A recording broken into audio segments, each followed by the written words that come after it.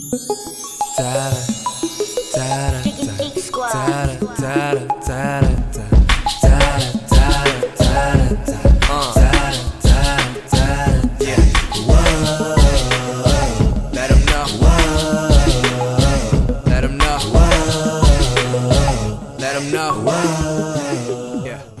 right, welcome to Sports Fluent, the Coach at AK Experience. I'm anthonyk, here with the coach, Hugh Jackson, and here with another coach, Keenan Smith. How you doing, Keenan?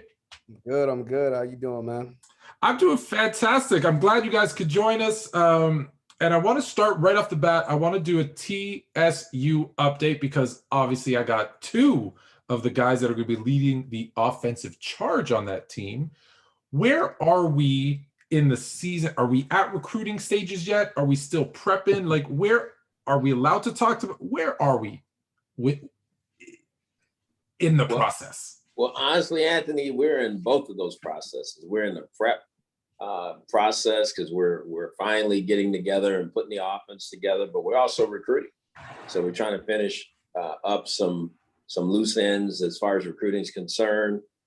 Get some other guys in the boat and see if we can put a great system together and go win some football games. Obviously the wide receiver coach here, Keenan, how the wide receivers looking this year? You know, I'm a little old, but I used to play a little receiver back in the day. I think I got a year left of eligibility if you need someone. Can you break 4.5? I can, if you mean like 45 seconds, yeah, I can do a 45-second 40. I think I'm good. I was saying if you could break 4.5 and 25, we'll think about it. All right. All right. I'll just be cheering from the sideline then. No, it's good. It's been, we all just coaches. It's been here for a couple weeks, a little bit longer than the rest of us. But yeah, the rest of the staff came in this week, and we just started checking out the guys. And there's some talent. They definitely got some talent here. I'm excited to get to know all the guys and get to see them here in the next couple weeks. So obviously, when do you? So you're going through recruiting, getting kind of the offense put together, the players. I'm assuming the schemes. I think you're under. I think you'd be fine with Hugh. He's an okay offensive coordinator. I don't know if you know that or not. How far along would you say you are? And then when do you actually get in and get that first kind of workout with those players? I think. Correct me if I'm wrong, but I think they get here in June.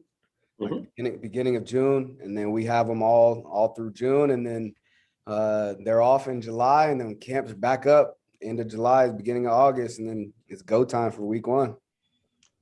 So all right, so I'm gonna make the assumption we're expecting kind of like not last year, right, which was chaos. We're regular schedule. We're gonna have games. I don't know the fan situation yet. I don't know if that's been determined, but I'm assuming we'll have at least some people in the stands watching games. I sure hope so, Anthony. The players need it. They feed off of it. Coaches do too. We need that. I mean, that's the reason why we needed sports a year ago. It kind of brought everybody back together. Nothing has been said, but I think because of the mask restriction is starting to loosen, I would hope that they will allow fans, in the stands. How much? I'm assuming there's been lots of conversations, but how involved has Eddie George, obviously the head coach, has he been in this process? And being his first kind of head coaching thing, does he get it? Like, I'm assuming he gets it. That's why you guys are on staff. But I mean, like, do you feel like he's going to be a good one? I know that's tough to say, but like, we know he was a great player, right? But from a coach's perspective, has he made that transition pretty well? I would say yeah. Yeah. I would say yeah. I mean, there's just certain people that just get it. Yeah. And he's definitely one of those people. I mean, you just sit down and talk to him. And I mean, football is football. And if you understand football, you can do it. You can teach it. You can lead it. And that's just the type of personality that he has. All right. Well, the reason I asked, right, is there's a lot of greats who it's easy for them to play. It's easy, whether it's football or another sport. Like I'm going to listen, I'm in Canada, so I'm going to give you a hockey reference, right? Wayne Gretzky was the greatest hockey player ever, but he could not coach, right? Because he was like, hey, I need you to do this. And the players just couldn't do it. And he's like, why? I just did it naturally. And they couldn't understand, right? Some people can do that. Other people, right? Maybe not as good on the field, but they're able to tell other people kind of positioning and that sort of thing. So that's why I was curious about Eddie, if because he was such a great running back, can he make that transition? So I'm glad to hear that And that's happening. Anthony, that's a great point. But when you're a leader of men, I think there's a lot of things you can do. And plus, Eddie's played the sport. He knows, he's smart enough to know what he doesn't know. Right. And he really leans on his assistants. But I think we all respect him as the head coach and what his role and what his challenge is. And our job is to try to make it as easy for him as we can. Yeah, no, and that's, like I said, you get a lot of first-time coaches, and sometimes you hear horror stories, like they're not X's and O's, but they're trying to control the X's and O's, so that's obviously important. So it's good to hear. Outlook for this year, you guys you're feeling good. I see smiles, so I feel like you feel good, but you feel good about the season? I mean, it's early. It's early. Sure. We haven't even been on the grass yet. We just did a campus tour yesterday for the first time, but I mean, was it? I'm sorry. It's your first year at TCU, Keenan, as well? You came from? I came from Southern Utah. Southern Utah. Okay. How was? Well, I guess it's too early to ask how that program differs. But as a wide receiver coach, what are you looking for other than the 4.5, 25? What are you looking for in your wide receivers? Like, are you at that point where you're looking for someone who has had some route running, or is that, hey, that's what I'm going to work on you with? I want guys out there that want to be coachable. Yeah. And honestly, every receiver has that certain mentality where you just want a dog, like somebody that is going to go out there and bust his ass every day, every play, never take a down off, and is willing to learn, because I'm gonna tell you right now, the system is different. Coach is bringing in his extensive NFL background, and that's gonna be a little bit different than most college kids are used to. But we have a good group of guys on the offensive staff that are really good teachers, and so as long as the kids are willing to learn, I think we'll be all right. That was going to be my next question for Coach. Was you're bringing in a pro style offense to this team, because I think that's twofold, right? I think although it might be new for them, it's good for them, right? We talked last week about 0 players out of HBCUs, drafted into the NFL. This is going to set them up, one, for success now, but also down the road, right? Well, absolutely. I think that's the plan, but we have to be very smart about how we do it. Because at the same time, we have to give them a chance to be successful. I think what we're going to do is it's going to be our offense. We're going to really piece it together the right way and make sure that we don't overwhelm them, but we'll have enough things in arsenal that'll give us a chance to be successful. Hey, if you could turn a quarterback into a 1,000-yard receiver, I'm pretty confident that you guys are going to do well. So we're going to get some updates throughout the offseason and obviously when the season progresses. I want to shift gears a little bit to my second favorite sport. And I was very happy right before we started this to find out that Keenan was also a Laker fan. But before we get into tomorrow's predictions, how do you feel about the play-in game? Do you think that I'll start with me. I hate it. I think after 72 games, your seeding. Playing game is just, I know what it's there. It's to build excitement. It's to get some people to watch. It's for money. I understand that. I do get the business. So I don't like it. How do you feel about the playing game? I'm with Braun. Yeah. Well, hold on. Which Braun? Braun last year or Braun this year? I'm with the Braun now. Okay. I think it's exactly like 8 games, 8 teams. That's all you need. I mean, yeah. That's all you need from men. And then playoffs are already exciting enough. NBA playoffs are some of the most exciting to watch. So I don't think you need more excitement than that they've been doing for so long. So when they went from 5 games to 7-game series, that was good enough for me. I don't need playing games. Coach? Well, I feel the same way. Obviously, you said it. What it's truly all about is about money. It's about more TV dollars. At the end of the day, these players, they played in a shortened season a year ago that extended. They're already up against the wall a little bit, and now you're going to stretch them even more, So I just think I'm surprised But I know that big businesses are truly about money, they're about the dollar. How can we capture the dollar? How can we capture the space? And that's exactly what they're doing. So that I keep it real and I stay genuine, right? I'll admit I've never defended LeBron James until he became a Laker. Okay, it's out there. I've said it, but I will say this: I know what he meant last year, right? They cut the season, or at least when the season got suspended prior to the bubble, they hadn't played enough games, and I get it when he said, "Okay, let's throw those guys in and let them play each other and work it out." And it is a different scenario this year, so I get, a lot of people have gotten on him a little bit by saying, "Hey, last year you liked it, and now that you're in the playing game, you don't like it as much." It is a different scenario, so I'll admit to that. But that's why I don't like it, because you cut the offseason really short, right? And why'd they do that? Well, they wanted to get the Christmas games in because that's the one that everybody watches on TV, and they need their TV revenue. And then now you're making them play a couple extra games. They're like, well, hold on, I thought you cared about player safety. I thought you cared about these things, but apparently not that much. So I've got this is easy. If we're all in agreement, this is fantastic. So I bet we're all going to agree on tomorrow's game, Lakers and Warriors. Yeah. Is there anyone that's going to say Warriors here? Lakers all the way, baby. All right. I Keenan, I don't know, maybe you'll surprise me, but I'm from the Bay Area, so that's always a tough one for me. Lakers, you're torn. Yeah, but I'm going with the Lakers. That's purple and gold all day for me. I did not have it easy when I lived in San Francisco, and I was like, I'm a Laker fan, and it was at the peak of the Warriors time, so it was, it didn't go over that well. But yeah, obviously Lakers. Although I will say this, the Warriors are a scary team, I think, in a one-game series, because if Steph gets hot, he can take over a game. But I think you guys agree, you got AD and LeBron healthy-ish. They're probably not gonna lose. Do you have any? Are you watching? Like, I think Indiana might have finished that game. So we'll just stick to the West. Do you think any surprises? What is it? Memphis and I think you could tell Memphis and San Antonio. I think Memphis might win now. And San Antonio has been struggling, especially down the stretch here. So I mean, it's not like a Popovich coach team to be struggling like they are. I think Memphis still has some very young talent. A lot of people will say it's going to be the Spurs, but I think Memphis has a chance.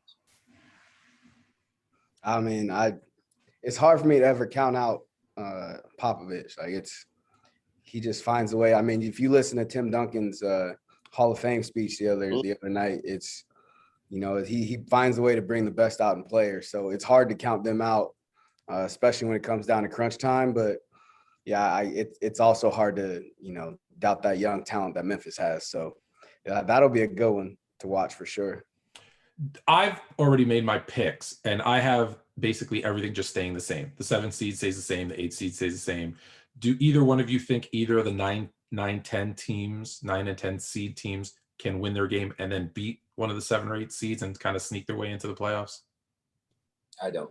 No. I think the Lakers win. They're the team to beat. Yeah. And if God forbid that the Warriors were to win, I don't think neither one of those teams could beat the Warriors either. I actually have a prediction that there's going to be at least 2, maybe 3 of the 5, 6, 7, 8 seeds in the West win their opening round series. Oh wow! Against the Jazz and Phoenix. Have you guys gone that far into it yet? Or you picked all upsets in the NCAA tourney too, didn't you? I pick a lot of upsets. Yeah, I sure do.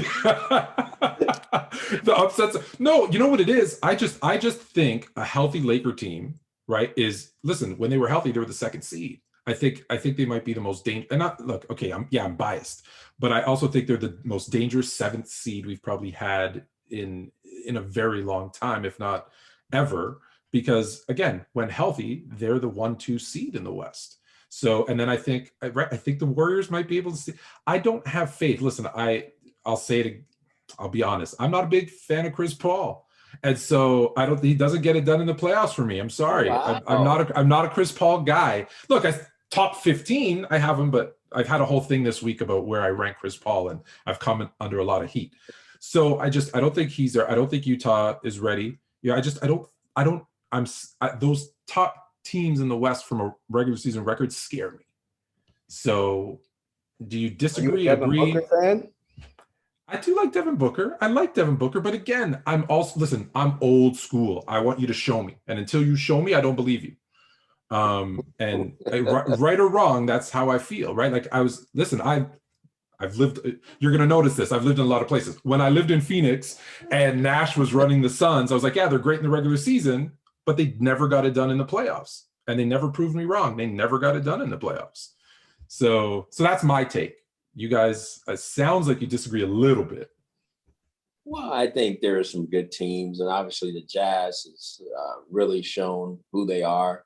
They've been playing even well without Donovan Mitchell. He's going to be back. So, I mean, they could go on a run here. I still think the Lakers are the most talented team. I think the Clippers can be streaky. But at the end of the day, I'm going to go with the Lakers if they're healthy. And now having Drummond, a guy who can rebound the ball, I think it's gonna really give the Lakers a lift. Yeah, I agree with that 100%. I mean, Utah did what they've done without their best player, and he's been out. So when Donovan Mitchell comes back, they're still going to be scary. But at the end of the day, it's purple and gold for me. Yeah. It's hard to beat. I like this. Is a nice conversation. All right. So we're all on the Lakers. Just you only have one team. Is there a team you think that's going to come out of the East to lose to the Lakers in the finals? Brooklyn. I think if they're healthy, and I mean, it's almost like the Lakers. They're getting all their players back right now. I mean, you're in the playoffs. You got to go win. You got to play. I think if they are healthy and they're all playing, I think it'll be them and the Lakers. Mine's Philly. Philly. Yeah, they're just so big. Like they have so much size, and Doc Rivers is a great coach, and especially in the playoffs, he's struggled a couple times with the Clippers, but he's got a different team now than he has before. Mm-hmm. So I think they can be a little scary in the playoffs. No, but nobody's on the Bucks. Nah. Bucks, I think it's awesome. I'm torn because I don't think Brooklyn will stay healthy right through the entire playoffs. I think, and I don't think they've played enough together. Yeah, when they all are healthy and together, I think you're right, Coach. There's not going to be a team that can beat them, and that's why I'm worried about the Bucks. But I actually have Philly as well, which pains me. But since my hometown Raptors didn't even make the playoffs this year, we're gonna go with Philly. So now, when flipping back to football, last week, I don't know if you know this, Keenan, I ambushed Coach. So I'm a big NFC. I'm a big Bears fan, as you could probably tell from the helmet behind me. And I brought in Adam Rank, and we kind of tag teamed and try to get him converted over to the Bears. And we went through the NFC North. I know it's not going to happen, but I'm still going to try. So I got a surprise for you also next week, Coach. I can't tell you. Oh, wow. Here's the hint I'm going to drop. The greatest bear ever, his son will be joining us. So that's an easy one. It should be an easy one. Should be an easy one. He played running back. I know. Exactly. So we're going to try and get you again on the Bears trade. So this week I thought, all right, we did a lot of NFC North last week. So this week we're going to do some AFC North, your old division that you know very well. And we're going to start with your old team. The better team that I liked is the Bengals, because my wife is a Bengals fan, so I must say good things about them. How do you think they look this year? I know you were not surprised by them taking Chase with their first round pick. You made me look really smart in front of some other people when I said the Bengals are taking him, and then no way, they're taking the offensive tackle. I said no. Good pickup, right? Great receiver. How would you like to have him on TCU? TSU, excuse me, not TCU, TSU. How do you think they're going to do this year? Do they kind of turn the corner a little bit, or you still think they're in growth building mode? I think they're still in growth building mode. I hope they turn the corner, because I think they have some very talented skill players. I think they have one of the better receiver groups now by adding Chase and Boyd and T. Higgins and Auden Tate, the other guys they have, but they have a really good quarterback. And I'm just concerned they didn't do enough to protect him. That's my biggest concern. all the flash looks good, but if you can't protect the quarterback in that division, it's rough. And now I'm watching Cleveland with Myles Garrett and Jadeveon Clowney. Those guys are going to be screaming off the edge to go get this guy. And if you can't protect this guy, we saw what happened a year ago, and I would hate for that to happen to this young man again. You with that, Keenan? Yeah, I agree 100%. I mean, if you can't protect the passer or rush the passer in the NFL, you're going to struggle. I mean, look what Aaron Rodgers did in Green Bay. He has one premier receiver and, a bunch of guys that probably not a lot of people have heard of until they started playing for him. And, I'm not saying that Joe Burrow's Aaron Rodgers by any means, but I mean, you got to be able to keep that guy upright, especially after losing him for the rest of the season last year. So I agree with that. Now, Jamar Chase is a great player. He's going to learn a lot from AJ Green, but you got to be able to protect that the quarterback, the number 1 draft pick. So you guys are both offensive guys. If you're in a situation, I don't know if you've been in this situation where your offensive line is a weakness, right? You know that as much as you try to do stuff, to patchwork and to make up for some of their deficiencies, what other things can you do? Be it from the wide receivers, obviously a running game helps quite a bit. Play action, obviously, if you can get the running game going. What other things can you do to help kind of cover up holes in that offensive line? Well, obviously, you mentioned being able to run the ball. There's a quick passing game. There's quarterback movement. There's screens. There's all kind of ways to try to work around those things. We probably, I hate to compare. You probably can get away with that more in the college game than you can in National Football League. Talent's talent, and people know where you're struggling. They're gonna scratch where it itch. If you're itching on your offensive line, they're gonna load up on those guys and make sure that those guys have a bad day. So you probably can mask it a little bit more in certain places, but we all have to do that because at some point in time you get a player injured, guys just not playing as well. You got to find a way to help them and give your team the best chance to win. So you mentioned Clowney, you mentioned Garrett. Obviously, the Browns have done some nice things in the offseason to what was already a pretty good team. Is it too early to make a prediction, say they've got the AFC North, or based on paper, obviously? What are some of the things you see is there anything about the Browns you think that the Ravens or the Steelers have an opportunity to maybe have a better year than they do? Again, talent-wise, they look like the best team, correct? On paper. Yeah, hey, listen, that's what we're talking about right now is paper. On paper, but until you go out there and, one thing we've learned about being in the NFL is you never know until you get out there between those lines, because literally anybody can beat anybody. So, I mean, we'll see what happens. They got all the talent. Can they put it together? We'll see. Yeah, coach is shaking his head. I think he agrees with you. Right. It's a great point. They are the paper champions right now, but Baltimore Ravens are the defending AFC North champions. So yes.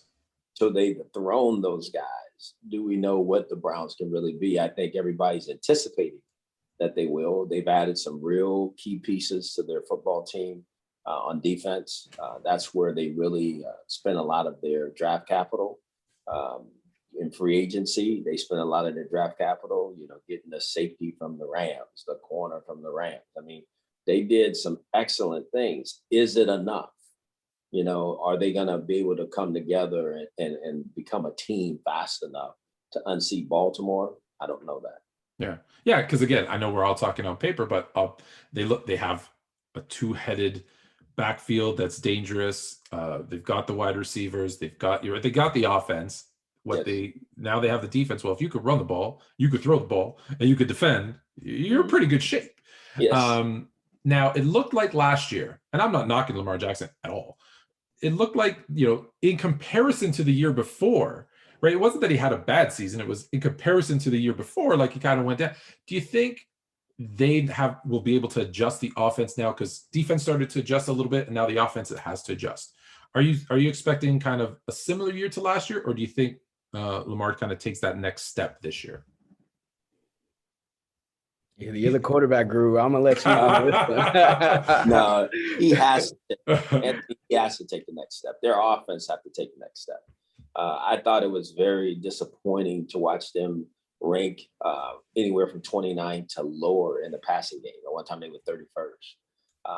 With a guy who the year before threw so many touchdowns, so many yards. And people say, well, okay, they didn't go get him talent. And maybe they didn't, but they also didn't adjust their scheme to deal with. There's a book on Lamar now. People kind of know who he is. There's enough game tape. These defensive coordinators and players are too good. So if you don't, that book, Who Moved My Cheese, if you don't move it a little bit, people going to know what it smells like. So I think they didn't evolve. And I think they have to. They have to for the player. They have to for the football team. What do you think of their receiving core, Keenan, since that's your area of expertise? I mean, they definitely have talent. I mean, it's again, on paper, they have talent. They're getting some guys back from injury. They got speed. And they got a guy that can get them the ball. So hopefully they can put it all together. It'll be exciting to see.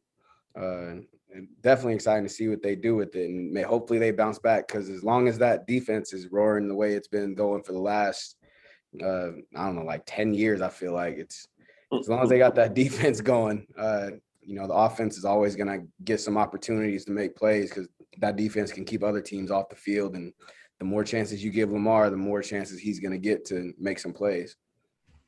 Do you have any concern with Lamar, kind of the way that he plays? Do you think they'll be able to make those adjustments, or do you think now they've got 2 seasons, right? Now they definitely have the book on, where his strengths are, where his weaknesses are. Do you think because we've seen other quarterbacks come in and have great, a great season, right? MVP seasons. Now, I get some of them are injuries, right? Like we've had the Cam Newtons, we've had MVP season. Now, obviously injuries played a role there too, but just that style seems to sometimes have a big season and then there's a drop off. Do you think he's going to be kind of along that line, or do you think they're going to be able to make enough adjustments, coach, to get him back into the groove of things? I think they have to. I think this is a very pivotal year for their offense and for Lamar, because everybody's saying he can't do it. He can't throw it well enough.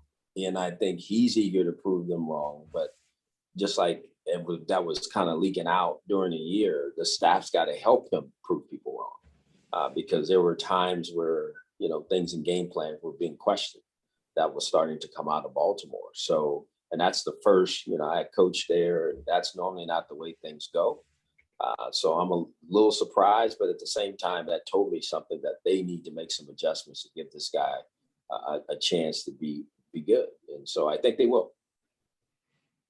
You think he I hate to say bounce back, because it's not like he had a bad season, but do you think he uptick Keenan, or? I do. I think he'll bounce back. I mean, he was like that in high school. He was like that in college.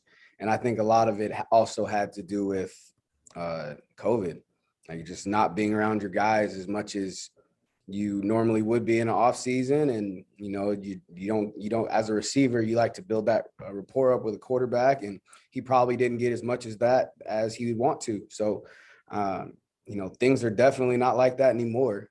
He's, been working, and from what I know about the guy, he works really hard. And so hopefully I think he'll bounce back. Now, MVP, I don't know, but I think he'll bounce back. Yeah, it's funny. We're talking about all this stuff, and it's almost like we forget that last year was this strange, no training camp, no OTA, COVID. People got COVID. We don't even know how it affected them. I know, Coach, you and I talked about, like Cam, when he, got COVID, and then, he never looked the same after. And I think he even said, like, the lungs, the breathing, and so, yeah, we almost forget it, or maybe we're trying to forget, but that it's still around. But yeah, it was very different last year. So there's another team in the AFC North, Steelers, I think, right? Is Ben I know this, I'm older than Ben, yet I'm going to say, is at Ben at his age, right? Does he still have years left in him? Because he looked off for lack of a better term, last season. And I know, he's dealing with injuries. I get it. But, Brady looked really good. Ben did not so much, right? Do you think when you've gotten that kind of many injuries, right? He's a bigger guy, he does take some hits, right? One of the things he prides himself on is being able to kind of take a hit and stay up, which is good, but also probably puts a lot of wear and tear on the body. Do you think he's able to lead this team? And now in a division where, right, there's some good teams. They've got some competition right now. No, they do. It's hard for me to say that Pittsburgh is now falling. They're on the other side, with Ben. And I think personally, I would have moved on. I think towards the end of the year, you watched a hurt Ben Roethlisberger try to make it through and couldn't rally the troops. And now you're going to be playing with new offensive linemen, 3 guys for sure, and that's concerning to me. And because the offensive line wasn't as good a year ago. So now you got to play with a bunch of new guys, even though you went and got a runner. That told me that they're going to start to switch the mindset a little bit and get back to who Pittsburgh was, which was running the football. But again, they got a new coordinator, new offensive coordinator. It's going to be interesting to see. And it's his first year calling the game. So it's going to be interesting to see what they come up with for their football team. Yeah, for sure. It's like you said, new play caller, new offense, new O-line. There's a lot of new things in there for a guy that's been in the league as long as Big Ben has. But at the end of the day, he is a leader. And they got a really good head coach in Mike Tomlin. And, we'll see what that young running back does, but we'll see. So with a new play caller, especially one, right, like who's never done it before, as a veteran quarterback, I get it. Each person's going to be a little bit different, but do you like kind of the fresh set of eyes on it? Or is it, just call the game the way I want it called, because I've been doing this for so long that, stop trying to throw in your wrinkles, right? Like, which one do you see more often? Oh, stop trying to throw in your wrinkles and let me do what I do. It's really interesting because when you think of Tom Brady, they can say whatever they want, whatever the narrative they want to let out of there. He made the adjustment and made the changes for their offense to become successful. And if you take a guy like him, or if you have a guy like Ben, Aaron Rodgers, the great ones, that's what they want. They've been through it enough. They know what wins and what doesn't win. So you got to listen to those guys. You got to give them a chance to have ownership in putting the offense together. And if you don't, then they're sure not going to do good. So it's going to be interesting for Coach Canada, just watching, him coming from LSU, the way he likes to do things with a lot of motion and movement and those things. And that's not who Pittsburgh has been. Well, I don't know. Maybe Juju can do a dance and then start into his route. How do you feel? I talked to Coach about this, so we already had this discussion, but I'm curious how you feel, Keaton. He got, when they were winning, right? It's fine. When they were losing, it was, hey, all he's doing is these TikTok dances on the opposing team's logo. How do you feel about that? I get it. That's kind of what people are doing now, but how do you feel if you're the wide receiver coach on the Steelers and he's doing that?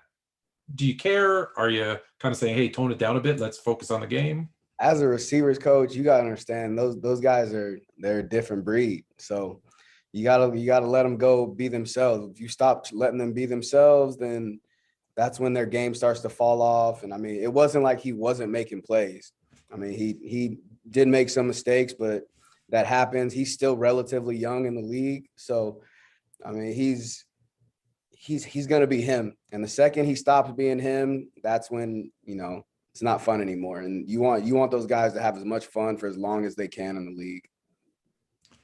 I'll say this, from a fantasy perspective, he killed me. But yes, I get it. For real football, he was fine. He was fine. I hear you. He killed me on fantasy. I don't know. Do you play fantasy football at all? Not really. I let everybody else play. All right. They ask me for advice more than I do anything. All right. Well, if you have good advice, I'm trying to get a short list of people that I could call and get some insights on, because I keep coming in second, and it's driving me crazy. So obviously, you guys, right? I'll go back to the HBCU thing. What does it mean? I'm going to start with Keenan because, Coach, we've talked about it a little bit. What does it mean to coach for an HBCU? It's huge. It's especially the way that we're doing it here at TSU. Just a lot of, with HBCUs get overlooked a little bit, not a little bit, but a lot. They don't get the same attention that other schools get, and there's a lot of talent at this level. And just to be able to give those guys a different viewpoint and some exposure. There's a lot of history here. Just walking around campus yesterday and just seeing all the different history from football, the basketball, the track, and it's a lot to learn. It's going to open a lot of people's eyes to the historical value that HBCUs have been around for a long time, and we're here. So I know this might be a chicken or egg question, but do top recruits not choose HBCUs because people don't pay them enough attention, or do people not pay them enough attention because not enough top recruits choose to play at a HBCU? I think it's a combination of both. Kids, they want to go out and they want to get the biggest school that they can possibly get to. They want to get the biggest offer, play in front of the most people, get the most exposure.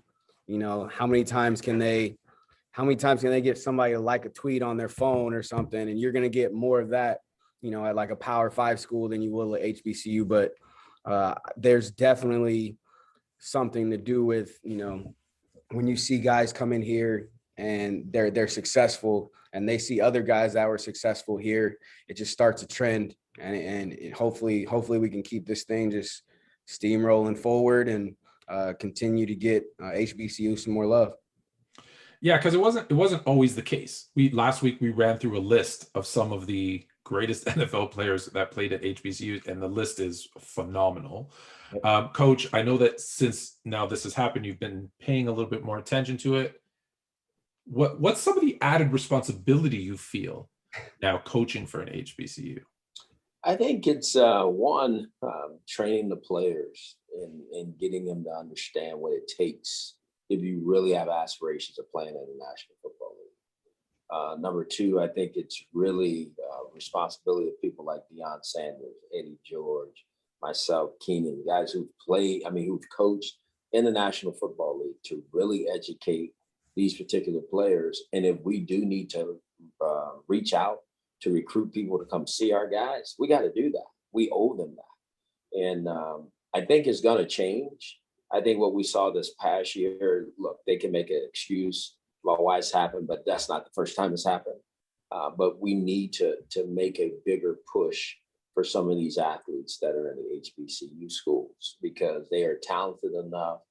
They have enough determination, desire, and discipline and dedication to go play in the National Football League. You're not allowed to answer this question, Coach, because I already gave you the answer. Keenan, do you know the biggest, most well-known alumni in TSU history? Oh, in TSU history? And in any sport, or are we talking about football? No, we're just talking in just period. Oh, the biggest celebrity to be a TSU alum. She ran track. She did not run. I doubt that she ran track. No, who is it? Oprah Winfrey. Oh, really? Yeah. Add that to my recruiting pitch right there. Yeah. Well, when I told Coach, we were like, we've got to find a way to get her to a game. I think it's. Yes. No doubt. I mean, that's amazing. We have some unbelievable history and tradition, as Keenan said earlier. We have to capitalize on that. The people, we got to bring Oprah back. She has a ton of money. I hate to say it that way, but she needs to write some checks. We can make this a better place. Oprah, if you're listening, write some checks to TSU. We need you. Last time I think we got some money from her was 5 years ago. Let's go. We need you. Just make her the homecoming queen. That's absolutely lifetime queen. Yeah, something. All right. This is gonna be a recruiting question, but don't worry, it won't get you in trouble. I'm asking about, so I follow Dion. You mentioned Dion Sanders. I follow him on Instagram, and he's been doing Instagram lives. Mhm. And he opened it up, and he will add you into talk to him, pretty much anybody, which I find fantastic. But there's a lot of people saying, hey, you got to come down to this school and see my son play or see my nephew play. He runs a 4.5 and he's right. And they'll give him all the stats. And he's like, yeah. And so he's almost like recruiting via social media. Is that something you guys, have you done it? Have you talked about it? Is it something you would be open to doing? And or how do you feel about that? Because it's different. But I guess in today's kind of world, it makes sense. Everybody does things different. You have to find ways to get creative in recruiting. You have to. That's how he's found a way to do it. And, he's Prime, so people want to talk to Prime, but I mean, everybody's got a son or a nephew or a cousin or a friend that, everybody's got one that's got all the talent in the world, but they're not always the best fit for your program. So even regardless of how creative you get, you still got to find the best fit for your program. Coach, are we going to see you doing IG lives, recruiting some offensive talent? Look, if that's what it takes, I'll do IG live, Twitter live, I had to. It's about the players. I mean, like you said, we want to find the best fit for our football team and our university. And if a guy demonstrates that, then whatever it takes to follow through on that, we'll do. But that's what I have learned. You got to be very creative. You got to think outside the box. And you almost have to think the way these young men think when it comes to trying to get a hold of them, trying to hold their attention and those things, because this day and age is different with this portal. This portal where these guys can leave and go whenever they want to, one-time transfers. I mean, it is amazing how many numbers are in that portal. I will scour the Canadian high school football scene for you guys, and if I come across anybody, I will let you know. We have some. I think Chase Claypool, right? Right. We got a receiver, so we got one. We got one. Any final words, Keenan, before we let you go? I appreciate you, first of all, for taking the time and joining us today. Any final words before we let you go? If you need fantasy help, feel free to reach out. We'll help you out. Don't. I got this on tape now, so yes, that will happen. I will say, oddly enough, it is the worst part of my fantasy teams are always my receivers. So we will talk. I go heavy running backs early. So, Coach, final words before we let you go. My final words is to all. There's a lot of great things going on at Tennessee State. Obviously, it's an HBCU school that a lot of people probably don't really recognize. But I think in the next several years, people will know more about the school, because I really think Coach George is going to put it on the map along with his staff, and there's going to be some tremendous players playing there.